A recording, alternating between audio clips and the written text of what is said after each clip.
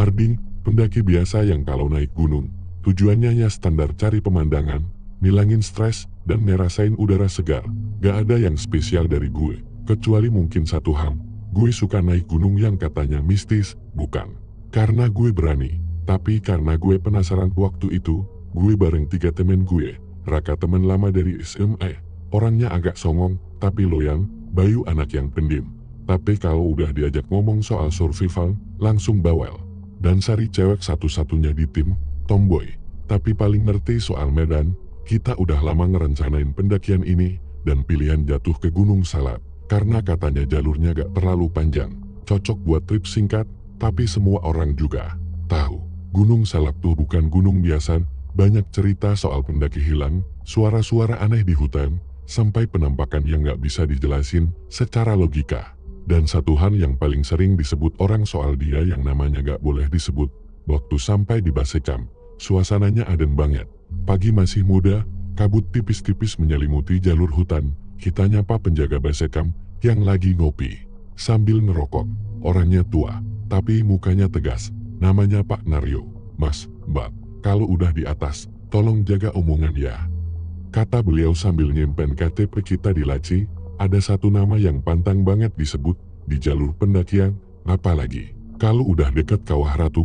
Gue yang dari tadi udah penasaran, langsung nanya, emangnya siapa sih? Nama siapa yang gak boleh disebut? Pak Naryo cuma ngelirik sebentar, terus geleng-geleng pelar. Pokoknya jangan nyeletuk asar, ada yang pernah nyebut. Gak balik, Bayu langsung dim.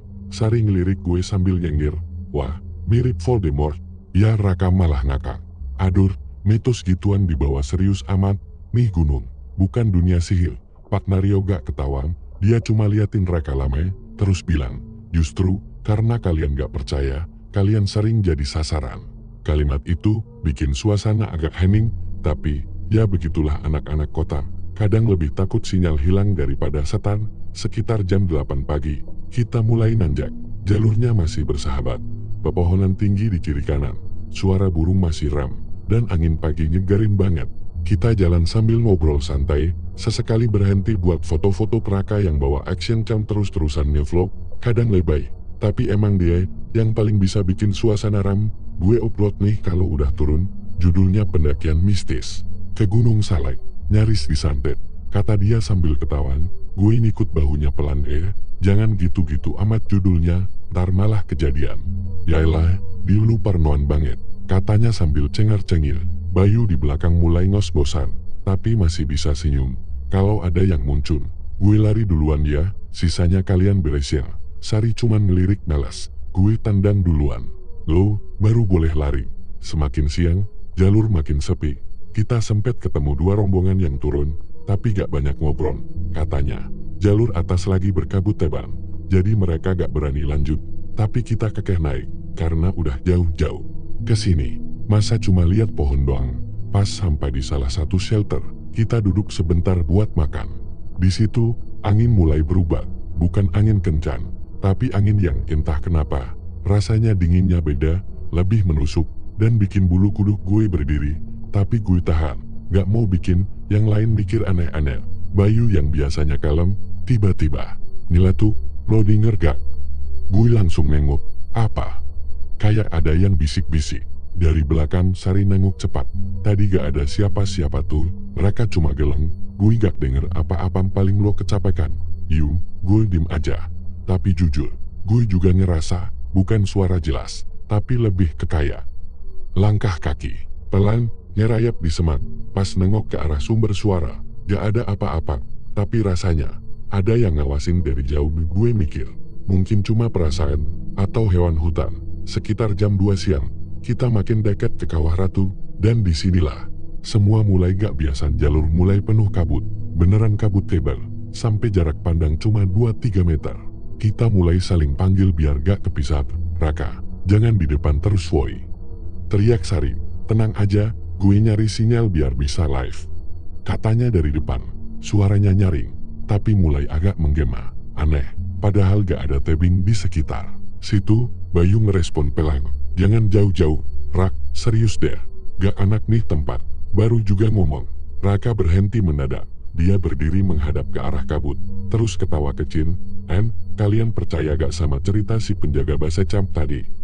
Gue udah mulai gak enak. Udahlah, Rak, jangan bahas lagi, jangan sembarangan. Tapi dia malah nyengir, terus dia ngomong, satu nama yang dibilang gak boleh disebut. Gue langsung nyamperin dia cepat.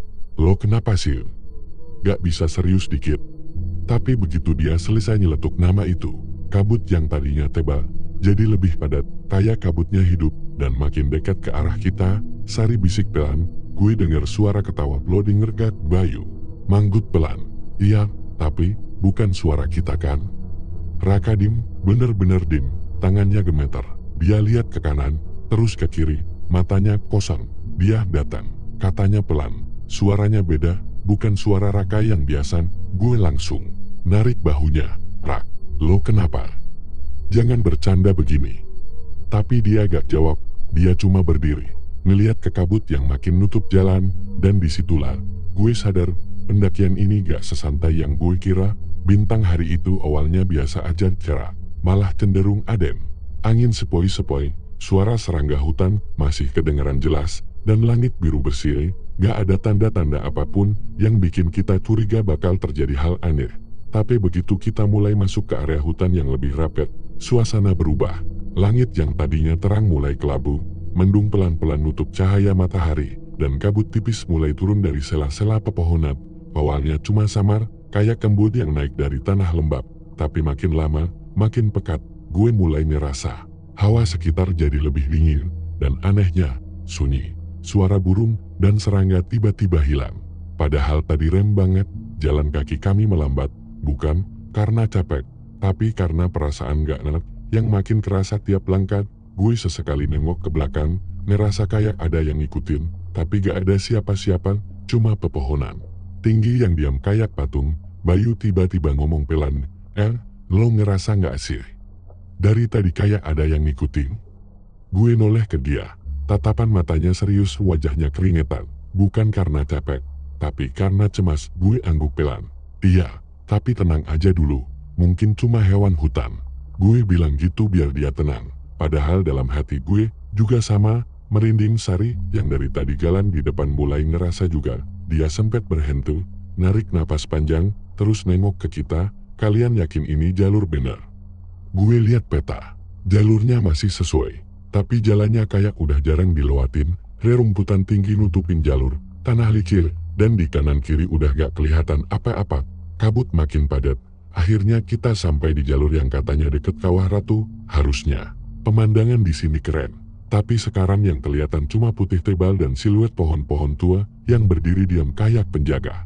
Di titik inilah, Raka yang dari tadi paling santai, mulai buka suara. Ini tempat Simba Kunti nongkrong ya? Hati-hati ntar disambit. Gue langsung nyenggol dia, bro, jangan sembarangan, jangan sebut-sebut yang aneh-aneh. Tapi dia malah senyum, yang menurut gue mulai gak lucu. Dia berhenti jalan, berdiri menghadap kabut, lalu bilang satu nama yang gue tahu gak boleh disebut, nama yang katanya milik penunggu gunung ini, nama yang sejak dari Basecamp udah diwanti-wanti untuk dijaga. Seketika itu juga, kabut yang tadinya diam, mulai bergerak, kayak hidup, makin tebal, makin berat, dan makin nutup semua pandangan. Suara angin tiba-tiba hilang, hutan jadi bisu. Dan dari balik kabut itu, ada suara ketawa. Pelan banget, tapi jelas, tipis, tajam, dan nadanya gak manusiawi. Sari langsung nengok ke gue. Wajahnya pucat. Itu suara apa deh? Lo denger juga gak? Gue gak jawab. Gue denger. Gue yakin semua denger. Tapi mulut gue kayak kaku. Bayu melangkah mundur. Matanya ngeliat ke kiri dan kanan. Panik. Raka dim, datar, gak ketawa lagi. Dia berdiri tegak. Matanya ngeliat lurus ke kabut seolah-olah ada yang manggil dia.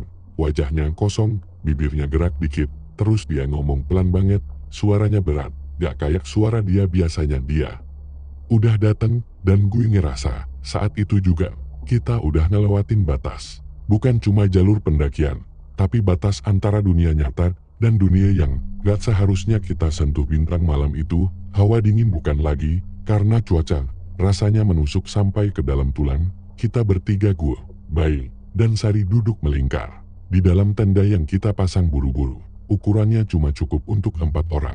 Tapi malam itu rasanya sumpek banget.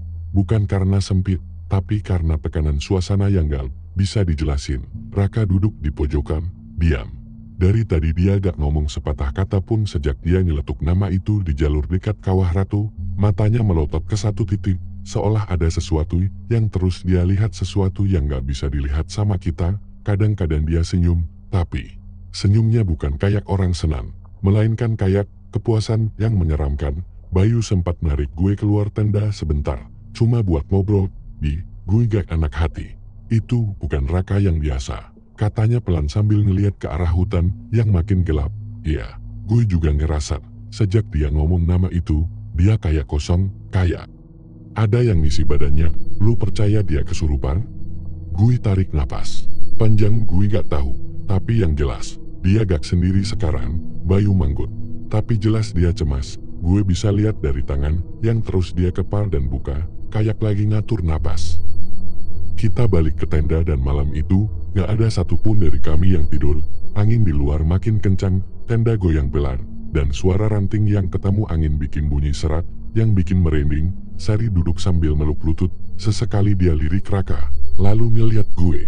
Besok pagi kita langsung turun, ya? Katanya pelan. Iya, pagi-pagi banget, jawab gue. Tapi dalam hati gue bertanya, kalau besok kita turun, Raka ikut gak? Menjelang tengah malam, suasana makin gak karuan. Raka tiba-tiba berdiri dan jalan pelan di dalam tenda. Bolak-balik, gak ngomong, gak noler. Matanya kosong, bibirnya terus komat kami. Gue sempat pegang pundaknya. Rak, istirahat dulu, duduk sini. Tapi dia gak respon. Dia cuma duduk lagi, nempel ke sudut tenda, lalu tatapannya balik ke satu titik kosong di depan matanya. Saat itu, kami bertiga saling pandang dan sepakat. Dalam diam, ada yang salah, sangat salah. Sekitar jam 2 atau 3 pagi, Sari kebangun.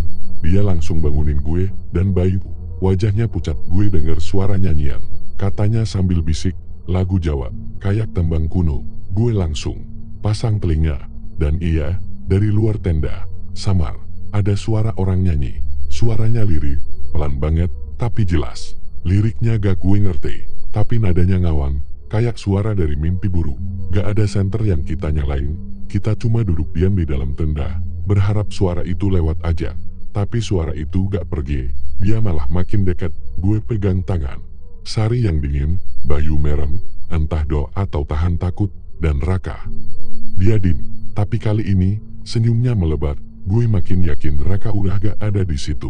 Yang duduk bareng kita malam itu, cuma badannya. Pas cahaya pertama muncul dari balik pepohonan, kita langsung siap-siap.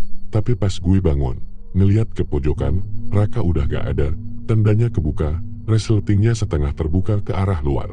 Tanah di luar tenda basah, dan cuma ada satu set jejak kaki menuju ke arah tebing kecil, bukan ke jalur turun. Kita langsung panik. Teriak manggil nama dia berkali-kali, nyusurin jejak kaki yang masuk ke arah hutan. Tapi yang bikin makin gak masuk akal, jejaknya berhenti di ujung batu besar.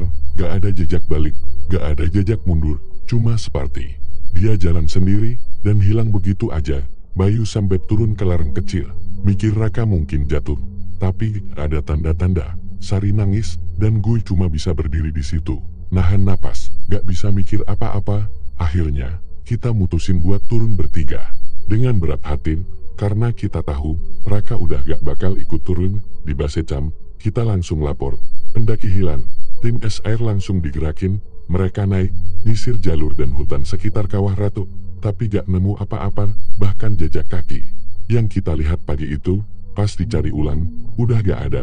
Seolah-olah tanahnya nutup sendiri. Hari demi hari berlalu, tim SR gak nyerah, tapi hasilnya nihil. Kita bertiga nginep 2 malam di rumah warga sambil nunggu kabar, tapi gak ada. Raka hilang tanpa jejak. Setelah seminggu, kita udah kembali ke rumah masing-masing. Gue masih kebawa mimpi buruk. Suara ketawa pelan di kabut, nyanyian Jawa dari kegelapan, dan ekspresi Raka yang bukan Raka. Rasanya semua itu masih nempel di kepala. Sampai suatu malam, gue iseng buka Instagram. Gue buka DM karena ada notifikasi. Gue lihat ada pesan masuk dari akun Raka. Gue langsung kaku. Gue tahu ini aneh.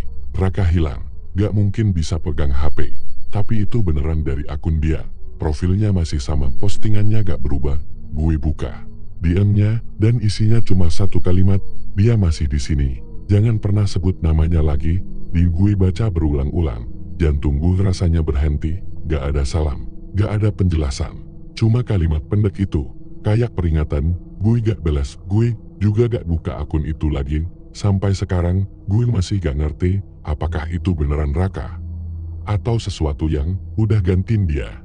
Yang jelas, dari hari itu, gue gak pernah berani naik ke Gunung Salak lagi. Dan kalau kalian kesana, ingat baik-baik. Jangan sembarangan nyebut nama, apalagi nama yang gak boleh disebut.